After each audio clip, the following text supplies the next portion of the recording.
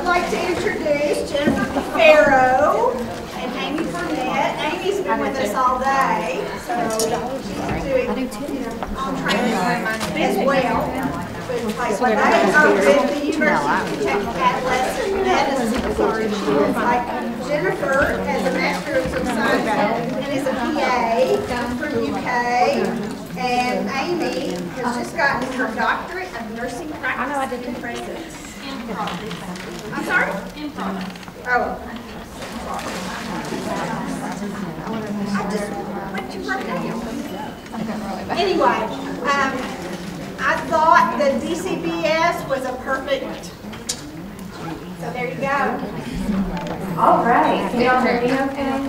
This is good. Tell me anytime if you need me to repeat anything or adjust the microphone.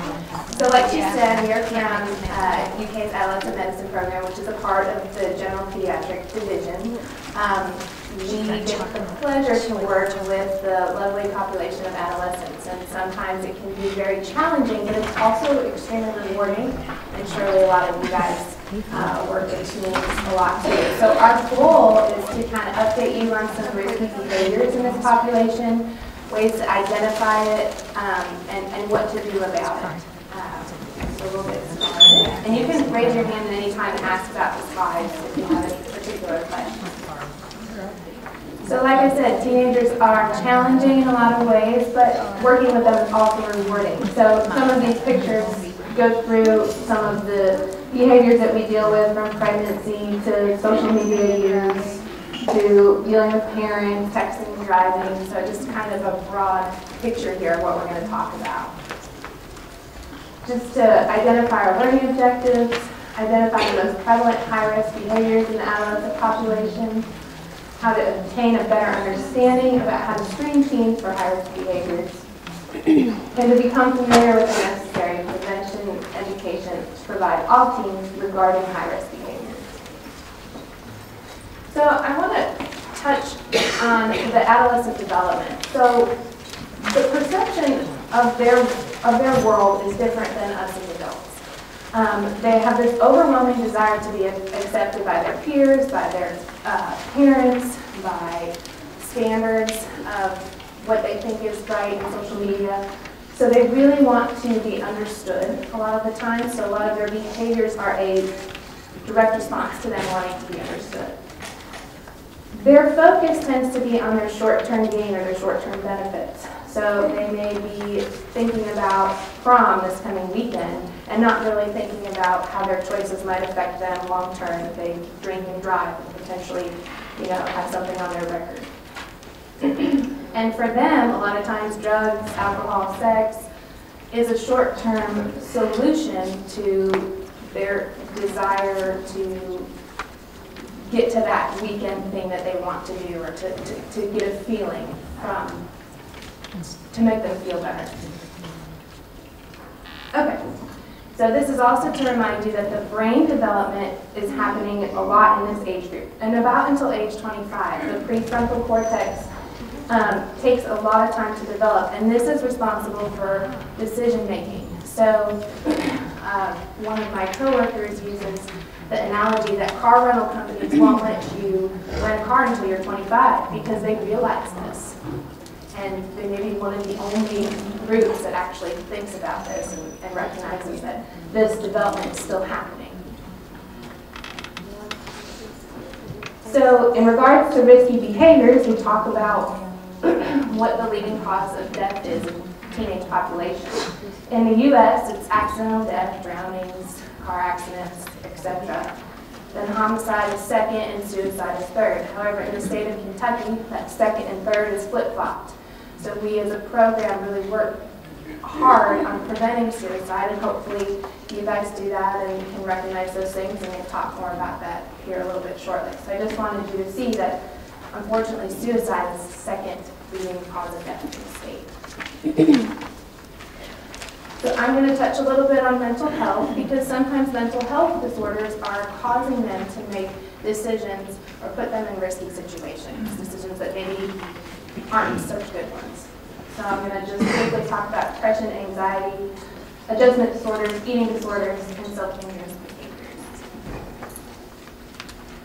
So depression, in our clinical training, we're taught about the SIGI CAPS mnemonic that goes through sleep changes, interest changes, guilt, energy, concentration problems, appetite, changes in pleasure, and the S for suicidal thoughts or actions. However, this may not be exactly the same in teenagers. So I put some bullets up here that kind of are taken from the SIGI CAPS, but we see more in the young adult teenage population. Sometimes they might feel bored, they might be restless, they might have somatic complaints, they might have fatigue, localized pains, they may present with new onset of irritability, failure to gain weight, sudden drop in grades, truancy, disturbed sleep, self-esteem problems, self-harm and suicidality. And the last bullet, I think sometimes we as adults forget, or we just kind of tell them to brush it off. But to them, a breakup or not making the team is a really big deal in their life, in their day-to-day. They have to go to school the next day, and maybe see this person that they broke up with. We as adults have learned how to handle that, and we have coping skills for that. But the teenagers, maybe not so much. So we work on identifying something that makes them feel bad and kind of encouraging them and not just saying, you know, oh, no big deal, it's more than So just remembering that that one event might lead to a depressive disorder. So this is a pretty long slide, but mostly what I wanted to talk about is that a lot of primary care physicians aren't doing the best job of screening for depression. So the American Academy of Pediatrics and some other governing bodies have really pushed starting this process at age 11. And maybe in the schools you all can assist us with that. There are some questionnaires that we use in the clinical setting, and of course it's treated with counseling, medication, hospitalization if necessary. But a lot of times, maybe these questions, are you depressed, are you sad, are asked in front of the parents or maybe another sibling. So we really encourage you to talk with them alone in a situation that they feel comfortable opening up to you, and kind of identifying that confidentiality. We do that a lot in our clinic. So recommended screening starting at age 11 is the youngest of those. And you'd be surprised how often we catch things. So obviously it's a really good thing we do that. Anxiety is a rather similar diagnosis as we see with adults. We're asking about sleep, test-taking anxiety, school anxiety, social anxiety, driving anxiety if they become driving age. They may have some similar school avoidance or may find a physical reason for them not to go to school because something's making them anxious at school. Consider anxiety in teenagers with chest pain or new onset asthma. You can have a lot of physical representations of anxiety. The GAD is a screening tool that we use in our clinic for documentation purposes. And again, treatment, counseling, medications. This is a really great way to address this. But most importantly, we have to identify it and find it and ask about it. Adjustment disorders. So I'm not going to talk all about this, but I want to remind you and to really push that you all know this, that there's no diagnosis for single-parent homes where teenagers having to help raise their sibling, have to go to the grocery, do a lot of those things.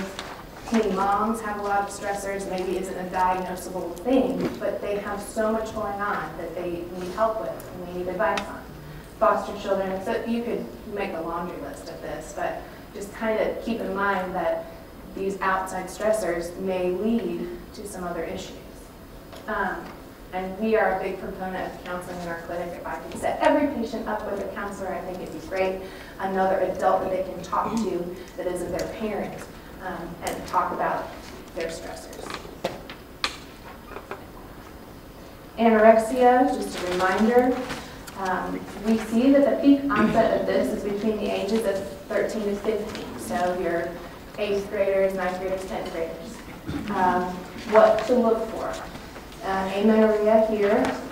So this is any kind of change in the frequency of their menstrual cycle. Obviously they should have it every month, so if they start skipping or if it completely goes away, they may not be taking in enough calories to allow that body system to function appropriately. So we always are asking about periods. We even consider it a vital sign in some ways. Asking about exercise, diet pill use, laxative use.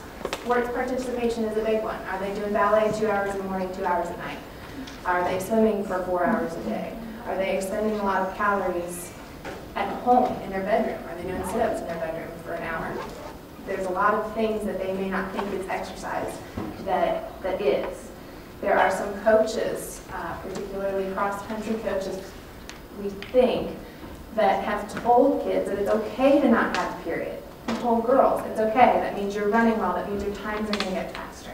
This is not helpful.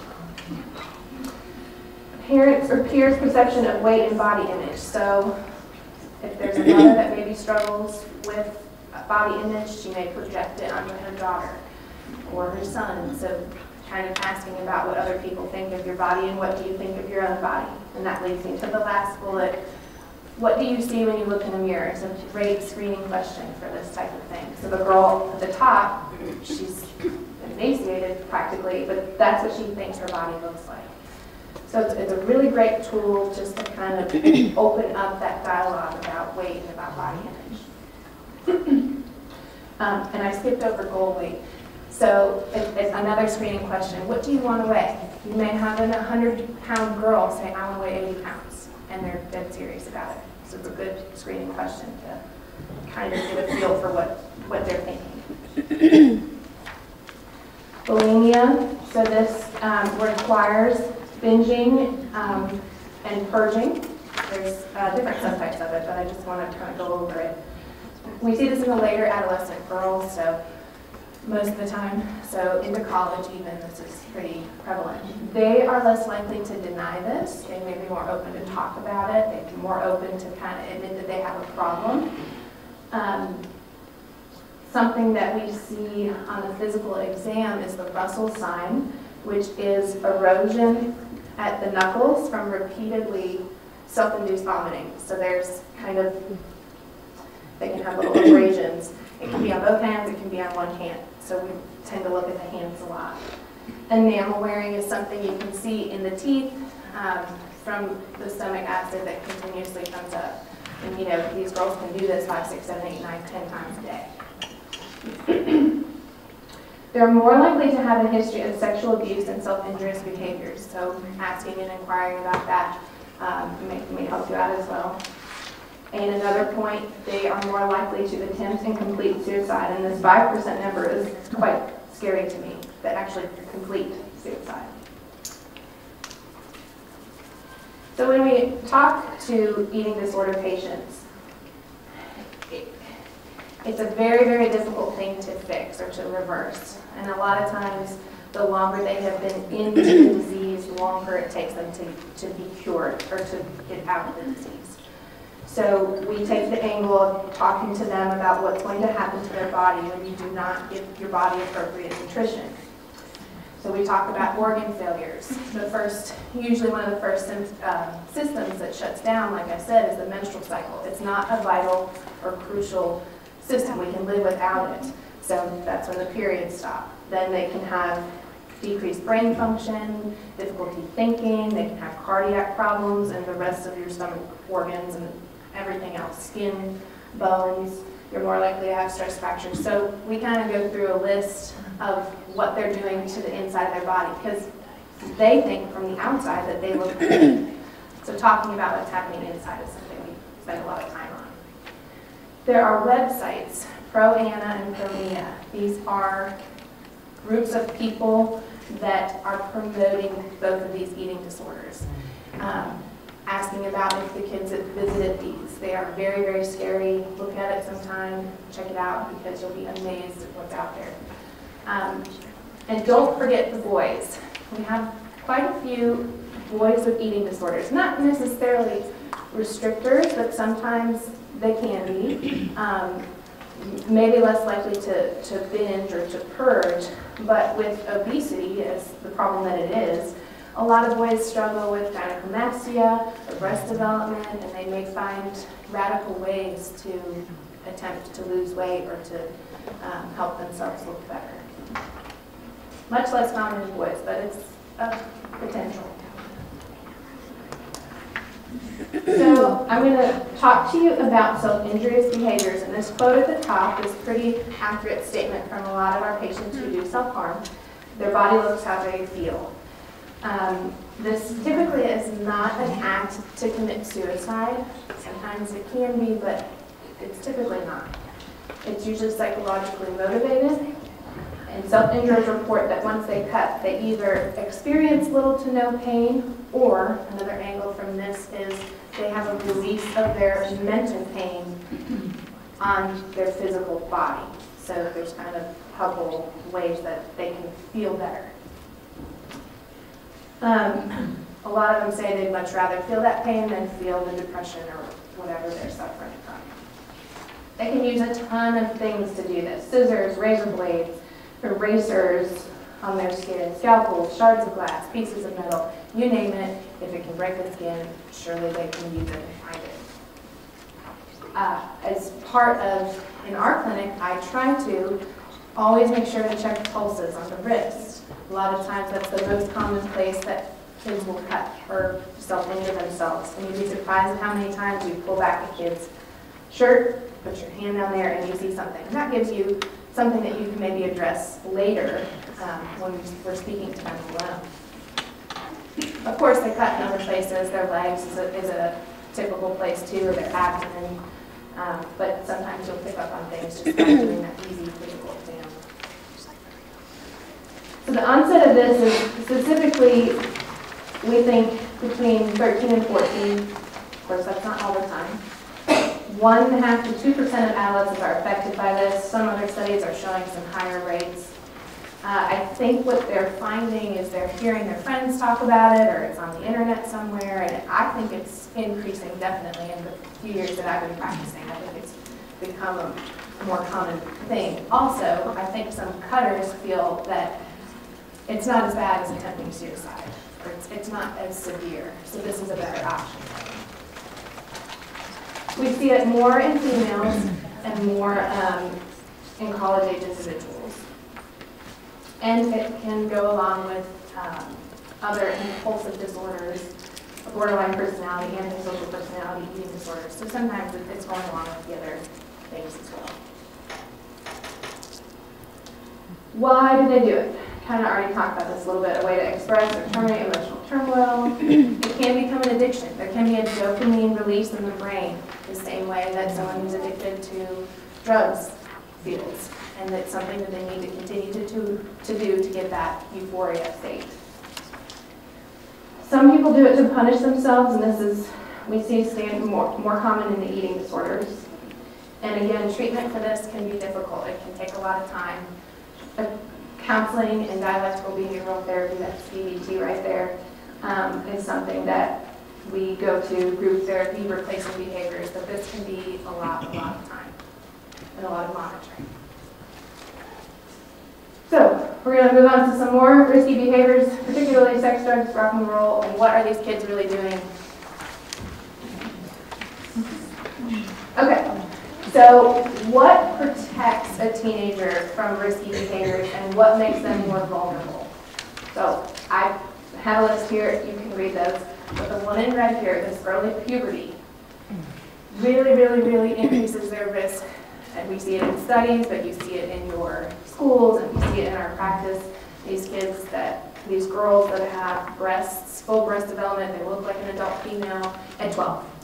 They may be attracting an older population for sexual benefits and drugs and you name it. So early puberty is a big one. And obviously, this is pretty self-explanatory, the rest of the list here. Okay. So sexual activity. We spend a lot of time asking our patients in the clinic about sex. It is not a question, it is not a discussion that's just a one-question thing. Do you have sex? There's all other areas that you need to ask about and address. Are they having sex with boys, girls, or both? Are they having oral, anal, vaginal sex? Are they protecting themselves if they're having all these different types of sex? So it isn't just, are you sexually active? We go through all this pretty much with every patient. And the more comfortable you are at asking it, the more open they'll be to talk to you about it. So if it just becomes something that you're asking and you're rolling off, they may be open to talk to you about it. The median age, according to this study, of first intercourse in the U.S. is 17 years for girls, 16 years for boys. I think in our patient population that might be a little bit lower. And this next statistic is from the Kentucky Youth Risk Behavior Survey in 2013. There's a new one that's out, but this said nearly 25% of Kentucky ninth graders have had sex. So that's pretty. 1 out of 4 have had sex in ninth grade. I love using this statistic here when I talk to particularly girls, but a lot of times boys. There's a 70% chance of getting pregnant in 1 year of unprotected sexual intercourse. So I have these girls like, I don't need birth control. Throw off this stat to them, they might reconsider. Educating on condom use. I think this goes for both boys and girls. They should know where to get condoms, how to use them, when to put them on. Obviously it protects them mostly against disease transmission, and you can help with pregnancy prevention. But you'd be surprised at how many girls don't think it's their responsibility, or boys don't know much about it. So we talk a lot about using condoms. I do like to ask sometimes obviously I like to ask if they said yes. So a couple times we'll come up with people who are like, I didn't really say yes. And was it an enjoyable experience? If they say no, maybe that can give you kind of an angle to talk about maybe waiting until you're a little bit older, or maybe waiting until you're ready, or you have a partner that you're more interested in doing that with. I think they appreciate that if you ask them these questions, almost like you care about how they feel, that it isn't just an act that they do. Okay, birth control, contraception. So teens are forgetful, obviously. We try and stay away from birth control pills, especially if they're not very good at remembering. Sometimes parents, mothers will help the kid out to remember, but with typical use, so the occasional missed pill, 8 out of 100 girls will get pregnant in a year. With perfect use, it's less than 1 out of 100. Still rather risky. So we promote in our clinic some of the longer acting contraceptive methods. The next one on, which I don't have a picture of that, it's a little plastic rod, a little bar, inserted into the arm. We do these in our clinic all the time. Good for 3 years, don't have to remember anything, can't fall out, doesn't stop working. IUDs, the T-shaped device over there, inserted into the cervix. You guys probably know all this, but it can be used in women and girls who haven't had kids. So it's a great option for teenagers. We don't do it in our clinic, but we have a place that we send them, and it's pretty popular. Depo-Provera injections, these are great, just kind of come to the doctor once every 3 months. I encourage boys to know about birth control. So I'm asking a boy if he's sexually active, asking them to use condoms. Probably my next question is your girlfriend on birth control? And I feel maybe 75% are like, I don't know. So then I encourage them to talk about it and address it. So. Sexually transmitted infections, I'll really quickly do this. Adolescents are more likely to believe that they will not get an STD. They're more likely to come in contact with an infected individual, less likely to receive health care, and less likely to be compliant with treatment.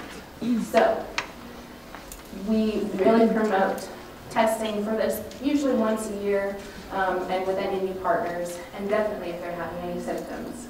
We also recommend HIV testing. There's a new report that this should be offered at least once a year, and at any time they have new partners, to any age of a sexually active person. We really work to get the patient's phone number to call them with test results. Age 14 and up in our clinic, we can contact and treat the patient without the parent knowing about it. We have a grant funding for that, and we keep a lot of the treatments in our clinic, so it's a really good program. Chlamydia and gonorrhea, these are two of the most common. Gonorrhea, the greatest incidence is between 15 to 19-year-old girls. I talk about treatment here. A reminder that, we see this every day. You can have an infection and not have any symptoms, boys or girls. So encouraging that routine testing really can help prevent the spread of these things.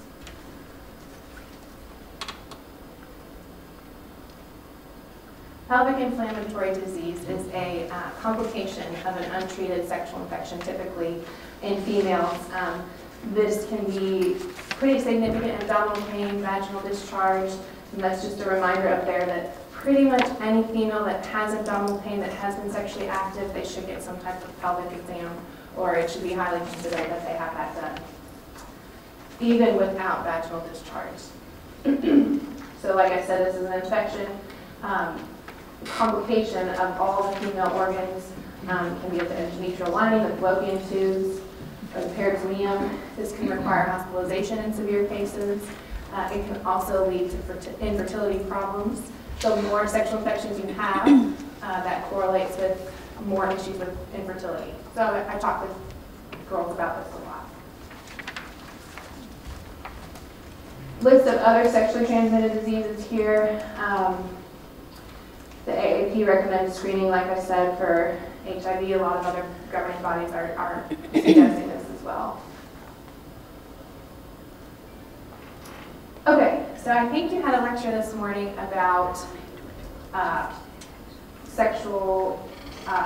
about reporting cases, and I'm going to talk about reporting sexual cases in this population. So approximately 50% of cases of sexual assault, in adolescents, they know their perpetrator and they know the person that has committed these acts. So we suggest, if there's any concern that this was an unwanted sexual experience, if it occurred within the last 72 hours, that they have the same nurse evaluation in the ER. The statistic is pretty sad. 20 to 25% of college women and 60% of teens have had some type of dating violence.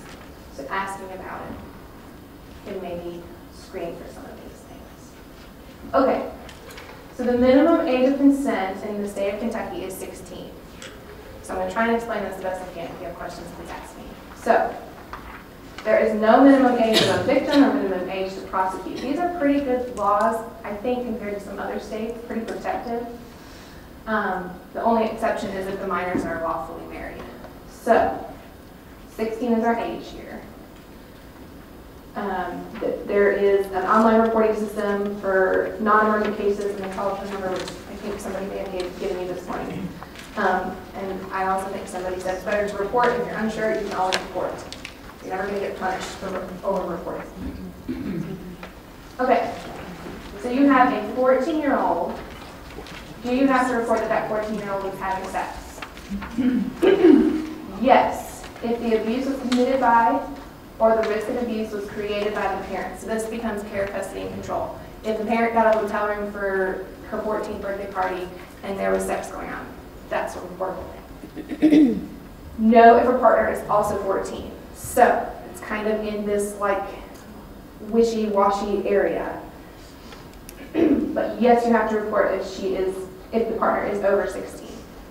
So anything under 14, regardless of age, should be reported for sure. This 14 to 16 is kind of a weird area. 2 15-year-olds are having sex. You can report it, but they're probably not going to do anything about it. That's probably going to go to the bottom of their list. And then if you have somebody over 16 and under 16, that's probably something that maybe is at the bottom of their list as well, unless they're under that 14. Does that make sense? Okay. Like I said, if you're concerned, you're not going to get punished for reporting. And a lot of times there are other situations that are worse, like this hotel buying and sexual activity going on, and the parents know about it. That's pretty significant. I have a link here for the Kentucky laws if you want to look it up. But that's what I'm under the impression that the laws are. Okay. Questions? I'm going to pass the mic. And we can take questions at the end, too.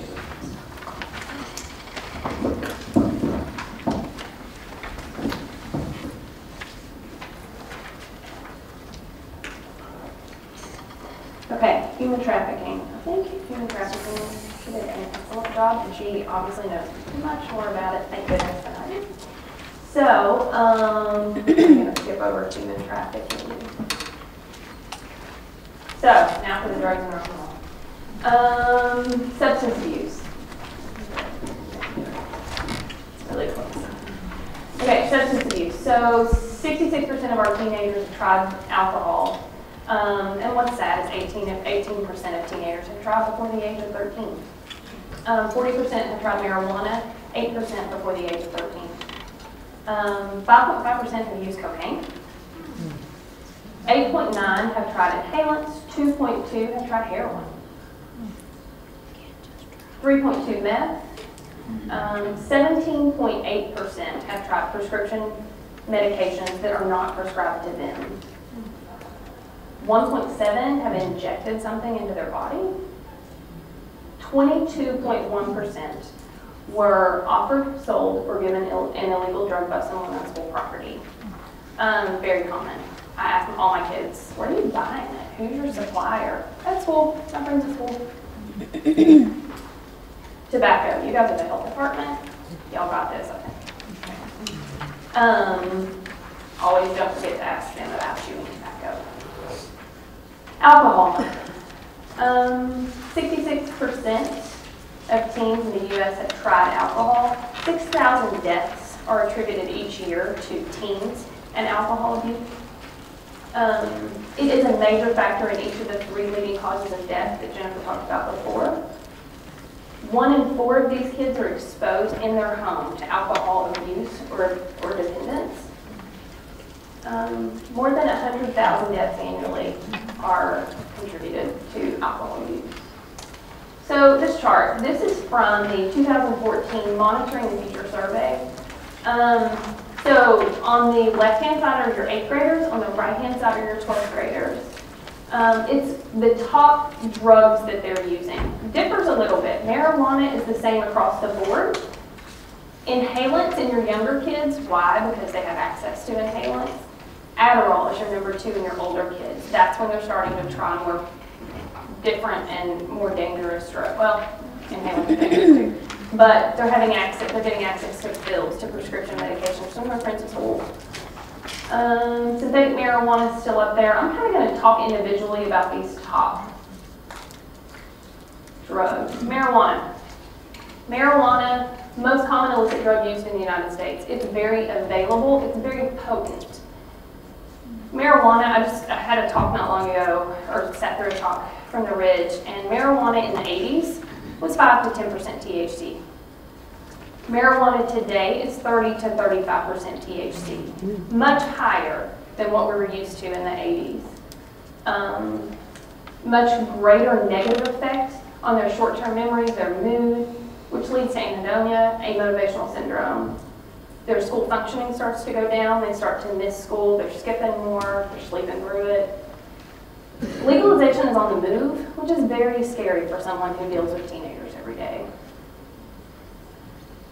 Synthetic marijuana is still out there. I think 10 years ago we had this big synthetic marijuana boom. It's still there. It hasn't gone anywhere, just the media is not reporting on it as much as they used to. Your synthetics are sold in colorful packages. They're going to have misleading names, like Scooby Snacks, Spikes, K2. Maybe if parents found them in their rooms, they would have no clue what it was and they would just overlook it. They can ingest it orally, they can inhale it. With the synthetics, we worry more about psychosis, hallucinations, increased suicidality while they're using.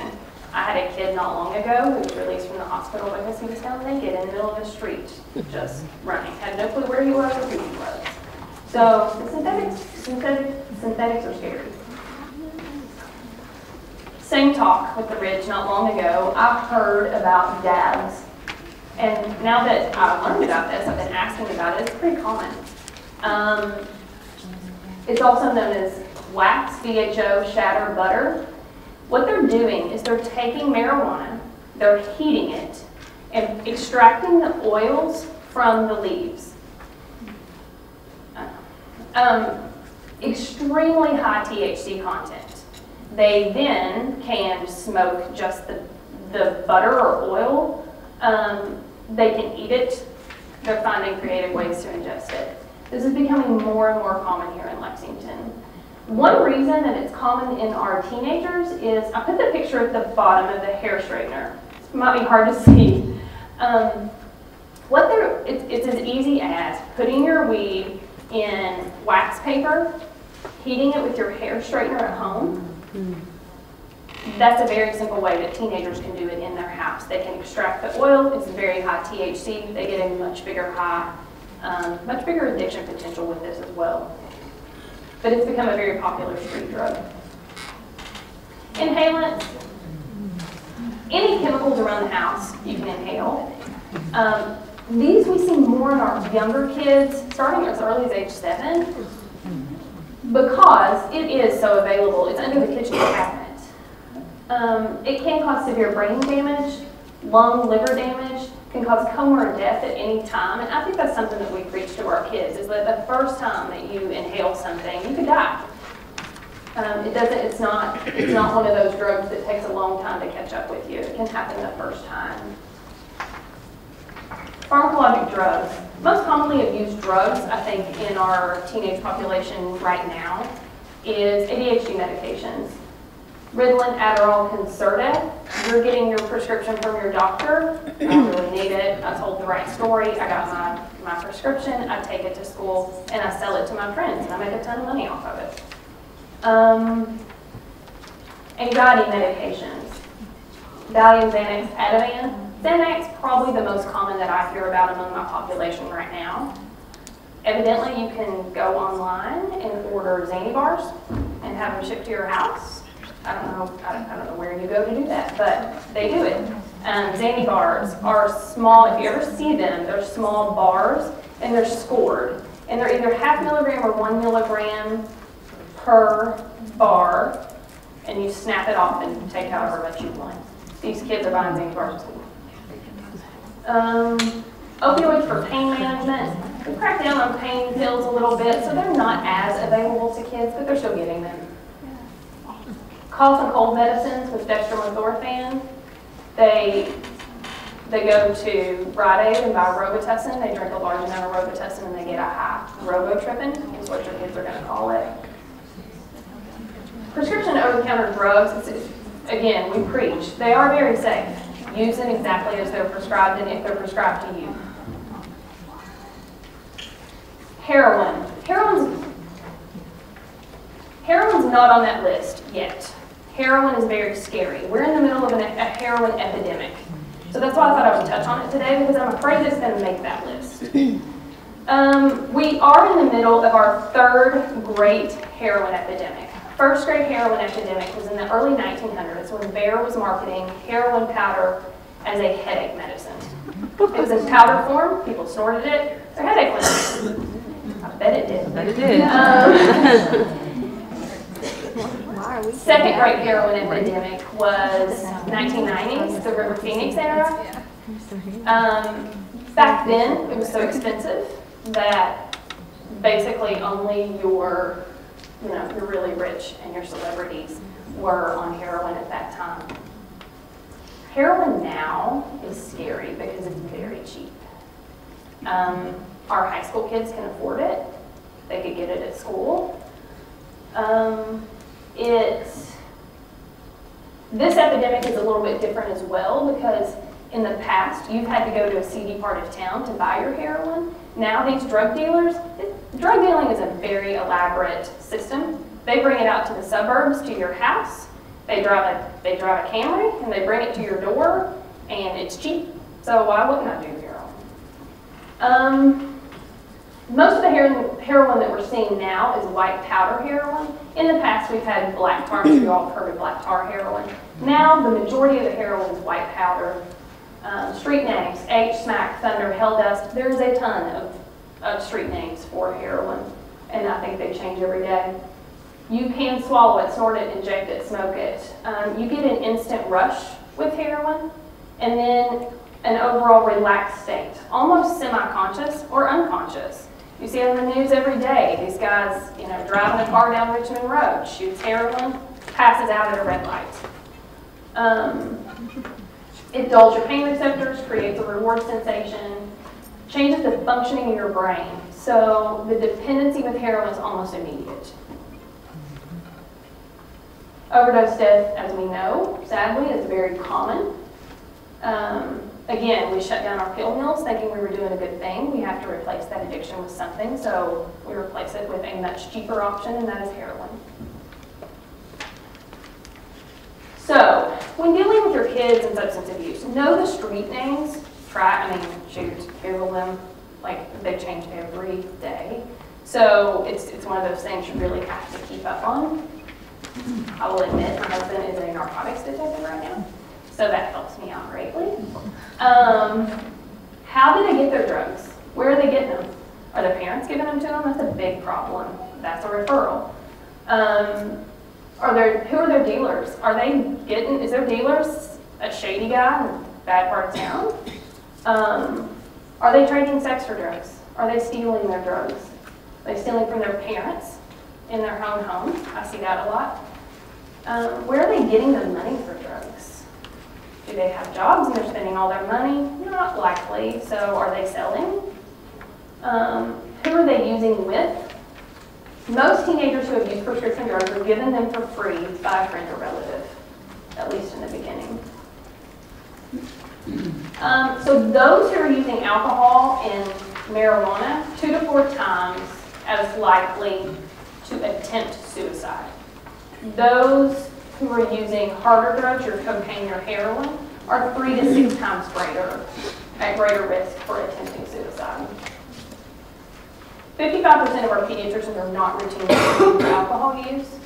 41% of those pediatricians are missing the signs of drug use. Her mood just started changing. Her grades, she was a straight A student, now she's barely passing. She quit cheerleading, she stopped hanging out with her friends. Huge red flags. Something's going on. The choking game. I put this in here. We still see the choking game a lot, so I'm sure you guys have heard of it. And I lumped it kind of with drugs because they are doing it to get a high. Self-strangulation. They're either using their own hands, they're using an object, someone else is choking them, to the point that we have hypoxia to the brain. With this hypoxia comes an overall euphoria, so they do get a high. They typically pass out, they wake up, they're back to normal, life's good. It's usually your younger kids that are doing this. Your boys and girls between 9 and 16 years of age. Typically your high achievers, your athletes, your smart kids. With the choking game too, it's very important to talk to them that they can die really easily. I don't think that even registers with them, especially as young as they are, that they can die of anything at that age. So that's one thing we stress. Gun violence.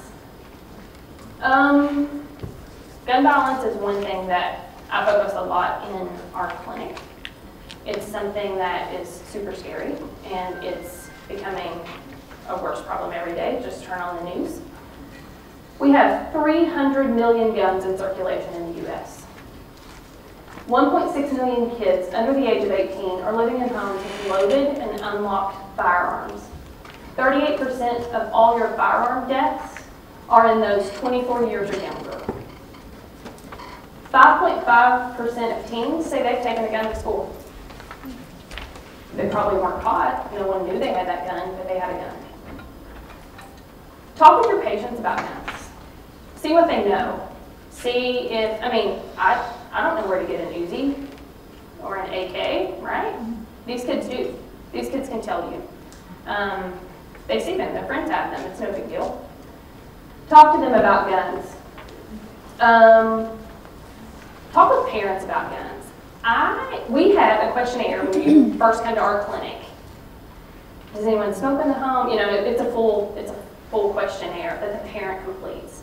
And one of the questions that I always get interesting answers on is, are there guns in your home? Most of them leave it blank. Some of them will be honest. Especially if it's no. Most of them will say no. More than once, I have gotten none of your business. I'm not going to take your guns. I don't care. All I want to say is, store your guns and your ammo in 2 different places and lock them. I I don't care if they're 16. They should not have open access to guns. You should know where your guns are.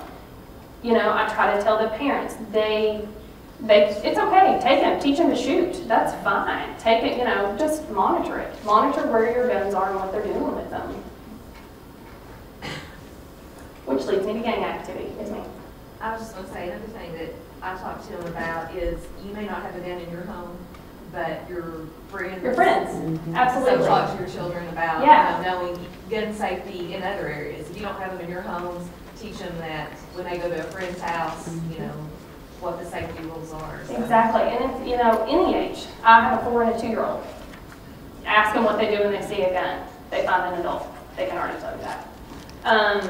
I agree. You have to prepare them for what they're going to see outside your home, because your home's probably safe, but yeah, the big world isn't.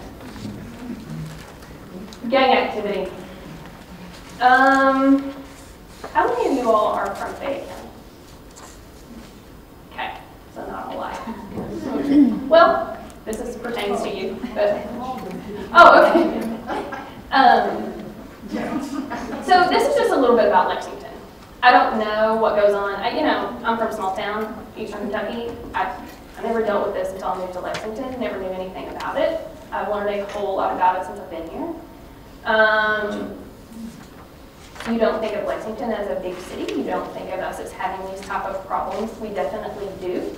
It's a different, I think it's different than it is in Chicago or Detroit or Compton, but we have the issues.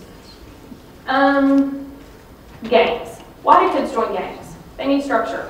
They have no parents. They've never had discipline. They need something in their life. They can make money pretty quick. They can sell money for the gangs.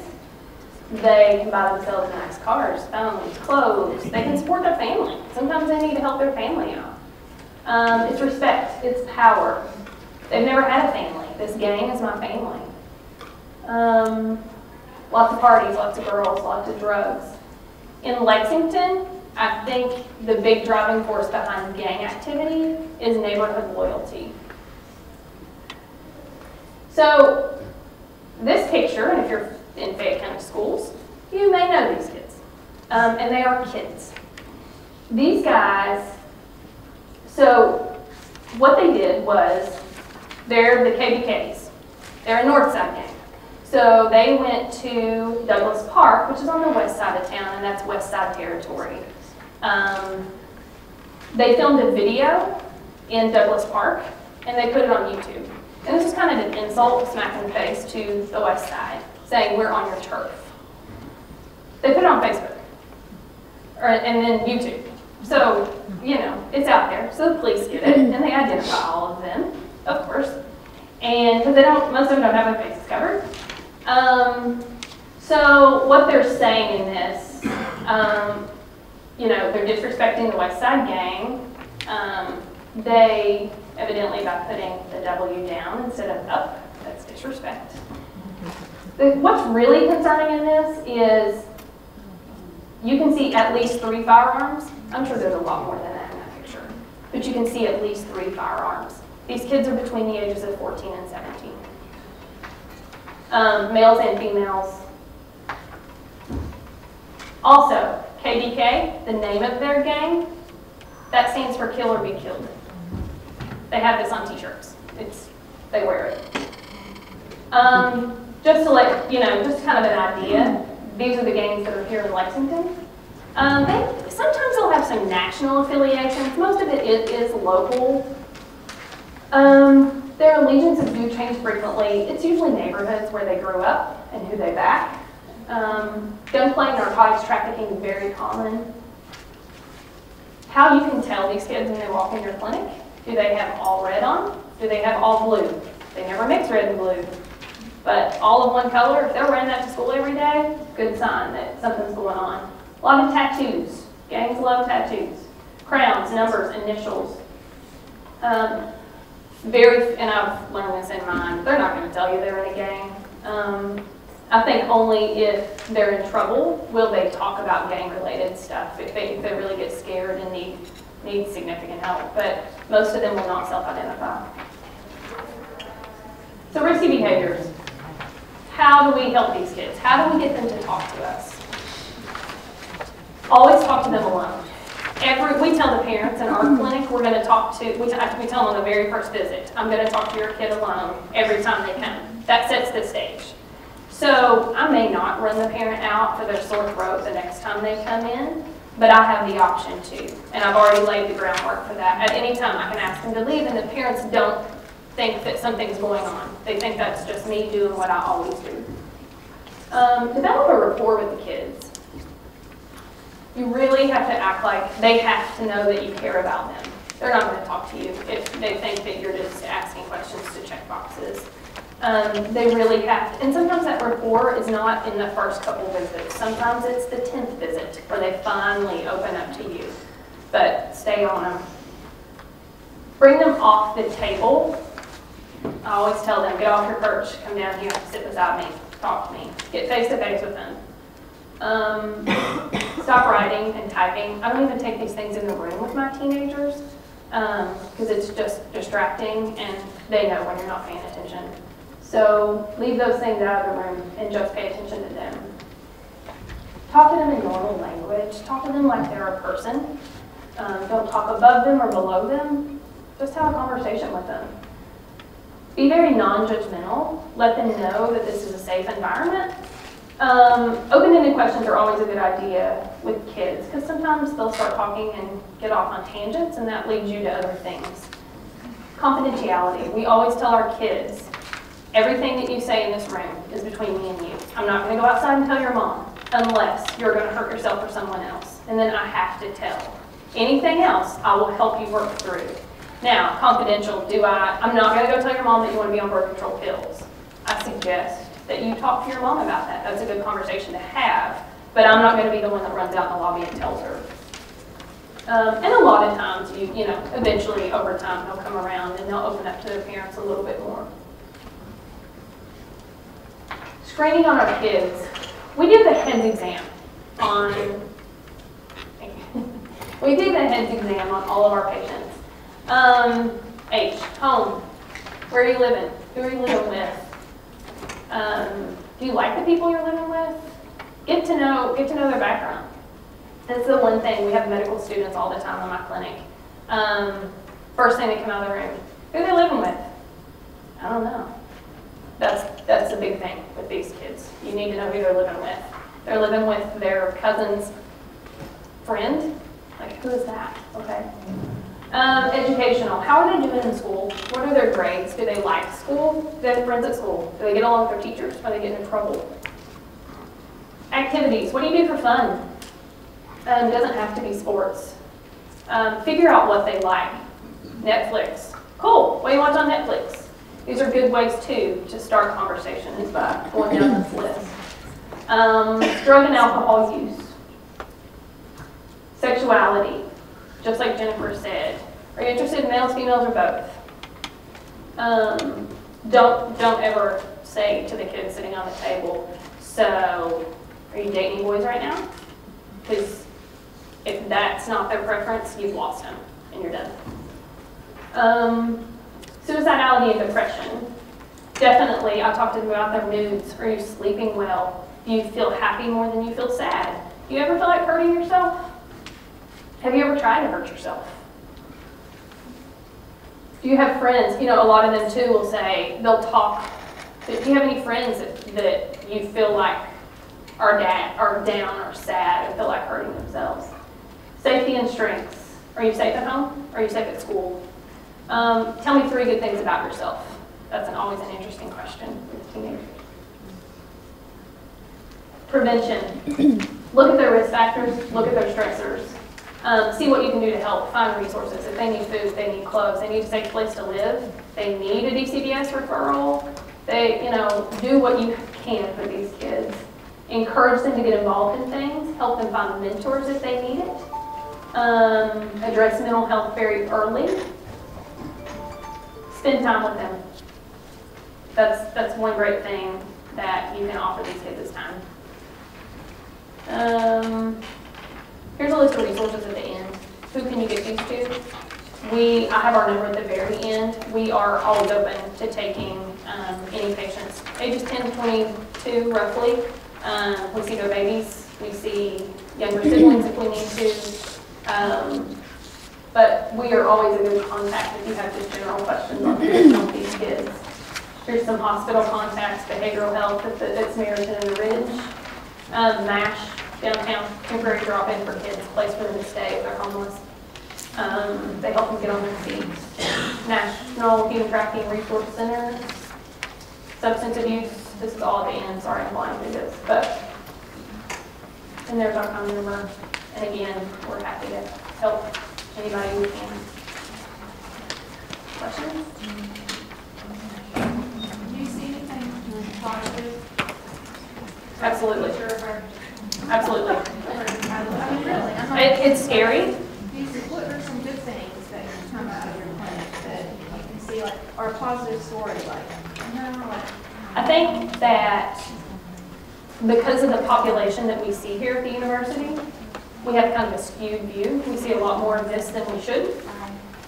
We do have very productive, happy, low-risk kids that go all through high school. They make great grades. They're off in college. They come back to us saying they just got accepted to medical school. So it is hard because in the populations that we serve, I think we don't see as many of those as they do out in the private sector. We have a lot of success stories in our clinic. Even they start from homeless and end up, in college. You don't have as many of those, but you do have some. And I think the adolescent population is a great population to target because you can still influence and help them. So, yes, ma'am. Do you have a question? Yeah, I was wondering your thoughts on, because of the heroin epidemic right now. I know Fayette County has chosen not to use the Narcan, and I'm a high school school nurse, so I sort of have mixed feelings about it, but I think I would rather have something at my disposal. Well, what are your thoughts on That's that? tough. Yeah, I know. It is tough. And I have a lot of mixed feelings about it too, based on my work experience and my personal experience. I don't know. I mean, I think in schools, I don't think it would be a horrible thing for trained teachers, nurses, those people to be able to intervene in the school setting. Do you feel like we're getting to that point? I often ask my custodians and just key people around the school because of that statistic. I've heard that 2 out of every 100, and Fayette County has 2,000 plus students in any given thing. So at any given time, the kids, there's going to be a handful of kids, 10 kids or whatever, that could possibly be doing heroin. And I ask if, custodians and stuff see needles and things like that. And when I talk to mental health people, they say that the kids aren't necessarily injecting it, they're snorting. So there's not really evidence or what.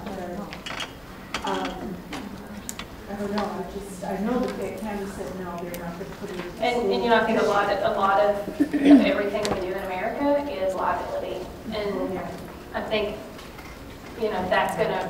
that's gonna be the driving force, is legally what protects us. And My I think understanding is that Narcan hurt him. It won't hurt him. It just reverses the effects of the opiate. So it wakes them up, and they're very angry with you, and that happens. It's very sick. But you're right, it won't hurt them. Yeah, I mean, it is a big debate right now. I know they're questioning it. School officials, police officers, like who should carry this and who should use it. So, and I think that's going to change a lot here. We talked about the needle exchange programs and those kind of things going on. I think there's a lot that's going to happen in the next year or so with heroin. So it'll be interesting to watch. But yeah. Yes, ma'am.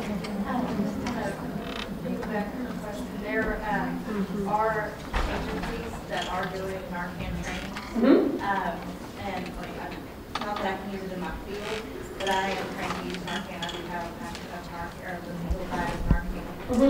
And what we were told is that as long as I'm not using it in a professional aspect, I will get covered under Good Samaritan. Right. So there are resources out there for you as a person to be able to carry that Narcan. But you do have to talk to your administrator about using it at school, on the job. Definitely covered under Good Samaritan, but yeah, I guess it's going to depend on your organization's policies. Any other things? Do you need my routine drug testing on kids you see, or? So, at the university, we don't have a way to follow the chain of command. So, we typically, if a parent comes in and says the school wants drug testing, we don't have a way to follow it from the production to the resulting. Also, we kind of discuss with the parent that it is their medical information, and the child has to agree and sign the records release to allow the parent to see it. So it's kind of more in favor of the patient, actually. If we have concerns, if we're doing an antidepressant medication, anti-anxiety medication, and we think they might be using a Xanax, and we want to know, we'll do it for our knowledge. But this just kind of routine, mom wants to know if Johnny's using it. We kind of discussed that they have to be willing to release those records to mom. And a lot of kids are, obviously the kids who aren't using want to prove to their parent that they're not. But we don't really have the best way to follow that chain of command and have it hold up any legal standing. So, does that answer? Yeah. Okay. Anything else? Well, thank you for having us.